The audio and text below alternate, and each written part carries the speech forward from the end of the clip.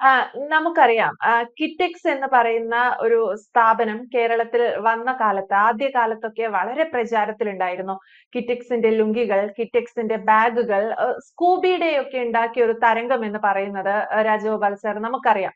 കുട്ടികൾക്കിടയിൽ വളരെ ആവേശകരമായിരുന്നു അത്തരം ഉൽപ്പന്നങ്ങളൊക്കെ. പക്ഷേ പല പല പ്രശ്നങ്ങൾ, രാഷ്ട്രീയ പ്രശ്നങ്ങൾ, അങ്ങനെ ഒരുപാട് കാരണങ്ങൾ കൊണ്ട് കിറ്റെക്സ് ഇതാ ഒടുവിൽ കേരളം വിട്ടു. സാബു പൂർണ്ണമായും, സാബു ജേക്കബ് എന്ന് പറയുന്ന കിറ്റെക്സിന്റെ ഓണർ പൂർണ്ണമായും മറ്റൊരു സംസ്ഥാനത്തിലേക്ക് കിറ്റെക്സിനെ പറിച്ചു നട്ടു. നമ്മുടെ സംസ്ഥാനത്തേക്ക് വരേണ്ടിയിരുന്ന ഒരു വലിയ എന്താ പറയാ സാമ്പത്തിക ലാഭം, അല്ലെങ്കിൽ ആ തരത്തിലുള്ള ഒരു ഇതൊക്കെയാണ് മറ്റൊരു സംസ്ഥാനത്തിന് ലഭിക്കാൻ പോകുന്നത്. അപ്പോൾ കേരളം ഒന്ന് മനസ്സ് വച്ചിരുന്നെങ്കിൽ, അല്ലെങ്കിൽ പിണറായി സർക്കാർ ഒന്ന് അയഞ്ഞിരുന്നുവെങ്കിൽ സാബുവും കിറ്റെക്സും ഇപ്പോഴും കേരളത്തിൽ തന്നെ തുടരുമായിരുന്നില്ല. ഇന്ന് രാവിലെ ഒരു വാർത്ത വളരെ സന്തോഷം ഉണ്ടാക്കുന്നതാണ്. വളരെയേറെ പറഞ്ഞില്ലയോ, മലയാളികളായ ഓരോരുത്തർക്കും അഭിമാനം തോന്നുന്ന ഒരു വാർത്തയാണ് ഇന്ന് രാവിലെ പത്രങ്ങളിലും ചാനലുകളിലും ഒക്കെ കണ്ടത്. നമ്മുടെ കിറ്റെക്സ്, കിഴക്കമ്പലം കിറ്റെക്സ് ഉടമ ശ്രീ സാബു എം ജേക്കബിനെ ആന്ധ്ര സർക്കാരും ക്ഷണിച്ചിരിക്കുന്നു. ആന്ധ്ര സർക്കാരും അവിടെ മുതൽ മുടക്കിനായിട്ട് അദ്ദേഹത്തെ ക്ഷണിച്ചിരിക്കുന്നു. അദ്ദേഹത്തെ വെറുതെ അവിടെ ഇരുന്നുകൊണ്ട് ക്ഷണിക്കുകയല്ല, ആന്ധ്ര സർക്കാരിന്റെ വ്യവസായ മന്ത്രി കേരളത്തിലേക്ക് വരുന്നു. കേരളത്തിലേക്ക് വന്ന് അദ്ദേഹമായിട്ട് നേരിട്ട് ചർച്ച നടത്തി അദ്ദേഹത്തെ അങ്ങോട്ട് കൊണ്ടുപോകാൻ ശ്രമിക്കുന്നു എന്നാണ്. നേരത്തെ തന്നെ ഉണ്ടായിരുന്നു, നേരത്തെ തന്നെ വിഭജിച്ചു മാറിയ തെലങ്കാന സർക്കാർ. തെലങ്കാന സർക്കാരാണ് കഴിഞ്ഞ വർഷം ഇവിടെ നിന്ന് ഒരുപാട് നമ്മുടെ രാഷ്ട്രീയക്കാരുടെ പറഞ്ഞില്ലേ, അവര് അദ്ദേഹത്തെയൊക്കെ വിശേഷിപ്പിക്കുന്നത് നമ്മൾ മറ്റൊരു പേരിലാണ്. കേരളത്തിലെ എന്തോ ഒരു ഭീകരനായിട്ടോ അല്ലെങ്കിൽ ഒരു വ്യവസായ ദ്രോഹിയായിട്ടോ എന്തൊക്കെയോആണ് അദ്ദേഹത്തെ വിശേഷിപ്പിക്കുന്നത്. അവരുടെ വിശേഷണങ്ങൾ അങ്ങനെയാണല്ലോ, അല്ലെങ്കിൽ ഒരു കേരള ദ്രോഹി എന്നൊക്കെ പറഞ്ഞാണ് അദ്ദേഹത്തെ വിശേഷിപ്പിക്കുന്നത്. അങ്ങനെയുള്ള ശ്രീ സാബു എം ജേക്കബിനെ തെലങ്കാന സർക്കാർ പ്രത്യേക വിമാനം അയച്ചിട്ടാണ് അദ്ദേഹത്തെ ഇവിടെ നിന്ന് കൊണ്ടുപോയത്. ആന്ധ്രയിലെ മുഖ്യമന്ത്രിയുടെയും തെലങ്കാനയിലെ മുഖ്യമന്ത്രിയുടെയും ധനകാര്യമന്ത്രിയുടെയും താല്പര്യപ്രകാരമാണ് അദ്ദേഹത്തെ കൊണ്ടുപോയത്. അവിടെ കൊണ്ടുപോയി അദ്ദേഹത്തിന്റെ മുമ്പിൽ വലിയ വാഗ്ദാനങ്ങളാണ് അവർ കൊടുത്തത്, വലിയ ഓഫറുകളാണ് അവർ വെച്ചത്. അവർ പറഞ്ഞു, താങ്കൾ ഇവിടെ പണം മുടക്കൂ. അത് ഏത് പണമാണെന്ന് ആലോചിച്ച് നോക്കണം. നമ്മുടെ മുഖ്യമന്ത്രിയുടെ 2 വർഷം മുമ്പ് തിരുവനന്തപുരത്ത് നടന്ന കോൺക്ലേവില് അദ്ദേഹം പ്രഖ്യാപിച്ചതാണ്, ഞാൻ ഒരു 3000 കോടി രൂപ കേരളത്തിന് വേണ്ടിയിട്ട് ഞാൻ മുടക്കാം. അന്നത്തെ ആ പദ്ധതി നിർദ്ദേശിക്കപ്പെട്ടതിൽ ഒരു വലിയ പദ്ധതിയും കൂടെ ആയിരുന്നു ശ്രീ കിറ്റെക്സ് സാബുവിന്റെ. അങ്ങനെ കേരളത്തിന് വേണ്ടി 3000 കോടി രൂപയുടെ പദ്ധതി പ്രഖ്യാപിച്ചു നിൽക്കുകയായിരുന്നു അദ്ദേഹം. പക്ഷെ ഒരു തരത്തിലും ഈ പറഞ്ഞതുപോലെ അദ്ദേഹത്തെ ജീവിക്കാൻ അനുവദിക്കാത്ത ഒരു സ്റ്റേജിലേക്ക് കാര്യങ്ങൾ കൊണ്ടുവന്നെത്തിച്ചു. അവസാനം തെലങ്കാനയ്ക്കാണ് ആ പണം പോയത്. 3500 കോടി രൂപയും തെലങ്കാന സർക്കാരാണ് കൊണ്ടുപോയത്. അവർ അദ്ദേഹത്തിന് സൗജന്യമായിട്ട് ഭൂമി കൊടുത്തു, അതേപോലെ തന്നെ വൈദ്യുതി കൊടുത്തു, വേണ്ട അടിസ്ഥാന സൗകര്യങ്ങളെല്ലാം കൊടുത്തു. അതേപോലെ തന്നെ ഈ പദ്ധതി തുടങ്ങുന്നതിന് ആവശ്യമായിട്ടുള്ള ഏകജാലക ക്ലിയറൻസ് എല്ലാ തടസ്സങ്ങളും മാറ്റിക്കൊടുത്തുകൊണ്ട് അദ്ദേഹം അവിടെ പദ്ധതി ആരംഭിച്ചു. അവരുടെ യൂണിറ്റ് അവിടെ ആരംഭിച്ചു. ഒരു വർഷം കൊണ്ട് ഉണ്ടാക്കിയ നേട്ടം കണ്ടില്ലേ? ഒരു വർഷം കൊണ്ട് ലാഭത്തിലേക്ക് അത് കുതിച്ചു. കിറ്റെക്സ് ലാഭത്തിലേക്ക് വന്നു കഴിഞ്ഞു. ഇപ്പോഴേ ആദ്യത്തെ സ്റ്റേജില് തെലങ്കാനയിലും വാറങ്കലിലുമായിട്ടാണ് 2 പദ്ധതികൾ, അവരുടെ 2 ഫാക്ടറികൾ വരുന്നത്.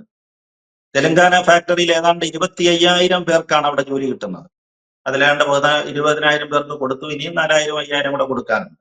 അതുപോലെ വാറങ്കലിലും വരികയാണ്. വാറങ്കലിലും 11,000 12,000 പേർക്ക് ആണ് ആദ്യത്തെ ഘട്ടത്തിൽ ജോലി വരുന്നത്.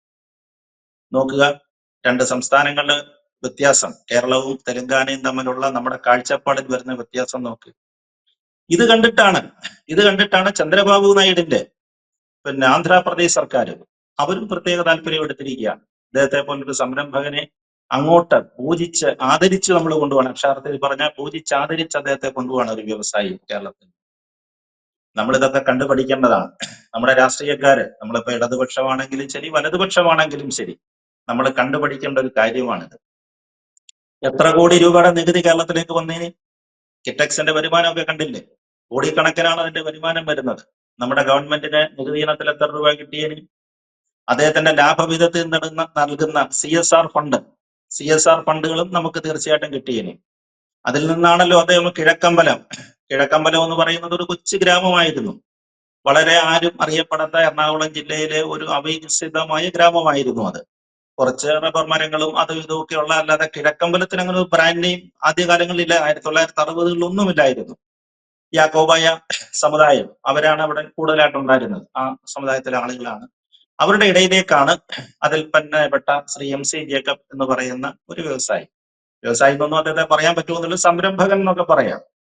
അദ്ദേഹം രണ്ടും കൽപ്പിച്ച്, അന്ന് എറണാകുളത്ത് ഈ പറഞ്ഞ പോലെ വലിയ സൗകര്യങ്ങളില്ല, കിഴക്കമ്പലത്തേക്ക് അന്ന് വലിയ സൗകര്യങ്ങളില്ല, എറണാകുളവുമായിട്ട് വലിയ ദൂരമില്ലെങ്കിലും യാത്ര മറ്റടിസ്ഥാന സൗകര്യങ്ങളൊക്കെ വളരെ കുറവായിരുന്നു, സ്ഥലം കിട്ടുമായിരുന്നു, അങ്ങനെ ഒരു ആനുകൂല്യം ഉണ്ടായിരുന്നു. അവിടെയാണ് ശ്രീ MC ജേക്കബ് ഈ സ്ഥാപനം ആരംഭിക്കുന്നത്. അപ്പൊ ഇപ്പോഴത്തെ കാണുന്നത് പോലെയുള്ള വെറൈറ്റി സാധനങ്ങളൊന്നും ആയിട്ടില്ല, നമ്മുടെ വൈവിധ്യങ്ങളൊന്നും ഒന്നും ഉണ്ടായിട്ടില്ല. അദ്ദേഹം അലൂമിനിയം കമ്പനിയാണ്, അലൂമിനിയത്തിന്റെ ഒരു ഫാക്ടറിയാണ് അവിടെ തുടങ്ങുന്നത്. തീർത്തും ഒറ്റപ്പെട്ട സ്ഥലങ്ങളിൽ. അദ്ദേഹം വലിയ MBA കാരനോ ചാർട്ടേഡ് അക്കൗണ്ടന്റോ ഒന്നും അല്ല ശ്രീ MC ജേക്കബ്. പക്ഷേ അദ്ദേഹത്തിന്റെ കഴിവ്, അർപ്പണബോധം, തൊഴിലാളികളോടുള്ള സമീപനം, ഇതെല്ലാം ഉപരിയായിട്ട് അതിന്റെ ക്വാളിറ്റി, അവരുടെ ഉൽപ്പന്നങ്ങളുടെ ക്വാളിറ്റി, ഇത് കൊണ്ടാണ് അവർ മാർക്കറ്റ് പിടിക്കുന്നത്. അവസാനം വന്ന് എന്തുവരെ എത്തി? അലൂമിനിയം പാത്രങ്ങളുടെയും മറ്റ് വസ്തുക്കളുടെയും ബ്രാൻഡ് നെയിം കിറ്റക്സ്, അലൂമിനിയം എന്നുള്ളൊരു സ്റ്റേജിലേക്ക് വന്നു. അങ്ങനെ അദ്ദേഹത്തിനെ വളർത്തിയെടുത്തു. പിന്നീടാണ് അദ്ദേഹത്തിന്റെ മക്കളൊക്കെ വ്യവസായ രംഗത്തേക്ക് വന്ന ശേഷമാണ് വൈവിധ്യം ആരംഭിച്ചത്. വൈവിധ്യങ്ങൾ ആരംഭിച്ചു. അവര് മുണ്ട്, ധോത്തി, കൈലി, പിന്നെ കുട്ടികളുടെ ഉടുപ്പ്, അതൊക്കെ എക്സ്പോർട്ട് ക്വാളിറ്റിയിലേക്കാണ് വരുന്നത്. ഇന്നിപ്പോ വിദേശ രാജ്യങ്ങൾ, അമേരിക്ക അടക്കമുള്ള വിദേശ രാജ്യങ്ങളില് നമ്മൾ പറഞ്ഞില്ലേ, യഥാർത്ഥത്തിൽ പിടിച്ചു പറിക്കുന്ന സാധനങ്ങളാണ് കിറ്റക്സിന്റെ പ്രോഡക്ട്സ് എന്ന് പറഞ്ഞു കഴിഞ്ഞാൽ, കിഴക്കമ്പലം പ്രോഡക്ട്സ് എന്ന് പറഞ്ഞു കഴിഞ്ഞാൽ, ഇപ്പൊ കിഴക്കമ്പലത്തൊന്നും മാറി ഇപ്പൊ തെലങ്കാന പ്രോഡക്ട്സ് എന്ന് പറയാം. അതിന് വൻ ഡിമാൻഡാണ് വിദേശ രാജ്യങ്ങളിൽ, കുട്ടിയുടുപ്പുകൾ, അങ്ങനെയൊക്കെയുള്ള വസ്തുക്കൾ. അപ്പൊ അങ്ങനെ നല്ല രീതിയിൽ വളർന്നു വന്നൊരു കമ്പനി, നല്ല രീതിയിൽ 10,000-15,000-ഓളം ജോലിക്കാർ ഇപ്പോഴും അവിടെ ഉണ്ട്. അന്യസംസ്ഥാന തൊഴിലാളികളുണ്ട്, സ്ത്രീകൾക്ക് തൊഴിൽ കൊടുക്കുക എന്നുള്ളതിലാണ് അവർ വലിയ പ്രയോറിറ്റി കൊടുത്തിരുന്നത്. അവരെ രക്ഷപ്പെടുത്തണം. സ്ത്രീകൾക്ക് അവർക്ക് അർഹതപ്പെട്ട കൂലി അവർക്ക് കൊടുത്തു കഴിഞ്ഞാൽ ആ തുകയുടെ 90%, 95% വണ്ടിക്കൂലിയും മറ്റ് ആഹാര ചെലവും കഴിഞ്ഞ് ബാക്കി തുക വീട്ടിലെത്തും. ഇതായിരുന്നു ജേക്കബ് ചേട്ടന്റെ ഒരു വലിയ ആശയം. ശ്രീ MC ജേക്കബിന്റെ ഒരു ആശയം അതായിരുന്നു. അങ്ങനെ വളർന്നു വന്നു. മക്കള് ശ്രീ സാബുവിന്റെ കാലത്താണ് ഇത് വളരെ നന്നായിട്ട് പുരോഗതിയിലേക്ക് വന്നത്. പക്ഷെ നമ്മുടെ രാഷ്ട്രീയക്കാരെ സമ്മതിക്കുന്നില്ല, നമ്മുടെ രാഷ്ട്രീയക്കാർക്ക് അത് പറ്റുന്നില്ല. അവര് CSR ഫണ്ട്, അവരുടെ ലാഭവിഹിതം ഉപയോഗിച്ച് കിഴക്കമ്പലം എന്ന ഗ്രാമത്തെ ഒരു സ്വയം പര്യാപ്ത ഗ്രാമമാക്കി നോക്കാനായിട്ടാണ് അദ്ദേഹം ശ്രമിച്ചത്. എല്ലാ സൗകര്യങ്ങളും, നിങ്ങൾ കിഴക്കമ്പലം ആ പഞ്ചായത്തിൽപ്പെട്ട ആളുകളാണോ, ആ വാർഡിൽപ്പെട്ട ആളുകളാണോ, നിങ്ങൾക്ക് എല്ലാ വസ്തുക്കളും, എല്ലാ നിത്യോപയോഗത്തിനുള്ള എല്ലാ വസ്തുക്കളും കൺസെഷൻ റേറ്റിൽ, അതായത് മാർക്കറ്റ് വിലയുടെ 2-1, 3-1, 4-1 വിലയ്ക്ക് അവിടെ നിന്ന് കിട്ടും. ആകപ്പാടെ അവിടുത്തെ താമസക്കാരനാണെന്നുള്ളത് തെളിയിക്കുന്ന രേഖ ഹാജരാക്കിയാൽ മതി. അങ്ങനെ ആ നാടിനെ പുരോഗതിയിൽ നിന്നും പുരോഗതിയിലേക്ക് നയിച്ചു. അതിനുശേഷമാണ് അത് അടിസ്ഥാന സൗകര്യ വികസനത്തിലേക്ക് കൊണ്ടുവന്നു. ആ പഞ്ചായത്തിലെ എല്ലാ വാർഡുകളും അവര് തന്നെയാണ്, അവർക്ക് ഭരണം കിട്ടി. ആ സമയത്ത് ഇവർ മുന്നോട്ട് വന്നവർക്ക് ഭരണം കിട്ടി, പഞ്ചായത്തിന്റെ ഭരണം കിട്ടി. ആ സമയത്താണ് റോഡുകൾ പുനരുദ്ധരിക്കുന്നത്. ഇന്ന് നമ്മുടെ കേരളത്തിൽ കാണുന്ന നമ്മൾ കിഫ്ബി ഫണ്ട് ഉപയോഗിച്ച റോഡുകൾ ചെയ്തതിനെക്കാട്ടിൽ ക്വാളിറ്റിയോടുകൂടി. അവരുടെ പ്രശ്നമെന്ന് പറയുന്നത് ഈ പറയുന്നത് പോലെയാണ്, ഇയാൾ ഇങ്ങനെ ഒരു പ്രസ്ഥാനമായിട്ട് മാറിക്കഴിഞ്ഞാൽ ഞങ്ങളുടെ നിലനിൽപ്പ് അപകടത്തിലാകുമോ, ഞങ്ങൾക്ക് ഇനിയും രക്ഷയില്ലാതെ വരുമോ, ഇത് മറ്റു പഞ്ചായത്തുകളിലേക്ക് വ്യാപിച്ചു കഴിഞ്ഞാൽ, അസംബ്ലി മണ്ഡലങ്ങളിലേക്ക് വ്യാപിച്ചു കഴിഞ്ഞാൽ ഞങ്ങൾക്ക് ദോഷമായി വരുമോ, അല്ലെ എറണാകുളം ജില്ല മുഴുവൻ വ്യാപിച്ചാൽ പ്രശ്നമായി വരുമോ, ഇതൊക്കെ അവരെ ഭീഷണിപ്പെടുത്തി. അതിന് രണ്ട് മുന്നണികളും ഒരുപോലെ തന്നെയായിരുന്നു. ഇടതും വലതും മുന്നണികൾ അദ്ദേഹത്തെ ഉപദ്രവിക്കാവുന്നതിന്റെ പരമാവധി ഉപദ്രവിച്ചു. കടമ്പ്രയാർ എന്ന് പറഞ്ഞ നദി ചൂണ്ടിക്കാണിച്ചുകൊണ്ട് അതിനകത്തേക്ക് മാലിന്യം ഒഴുക്കുന്നു, അതേപോലെ തന്നെ പിരിവുകൾ സമ്മതിക്കുന്നില്ല, എന്തെല്ലാം പ്രശ്നങ്ങളാണ് അദ്ദേഹത്തിന്റെ പേരിൽ ഉണ്ടാക്കിയെന്നറിയും. പക്ഷെ അവിടെ താമസിക്കുന്നവർക്ക് അറിയാമായിരുന്നു അതിന്റെ സത്യാവസ്ഥ എന്താണ്. എന്തായാലും അവസാനം കുന്നത്തുനാട് അസംബ്ലി മണ്ഡലത്തിലാണ് അത് വരുന്നത്. അവിടെ ശ്രീനിജൻ എന്നൊരു MLA വരുന്നു. അദ്ദേഹം പഴയ കോൺഗ്രസ്സുകാരനായിരുന്നു.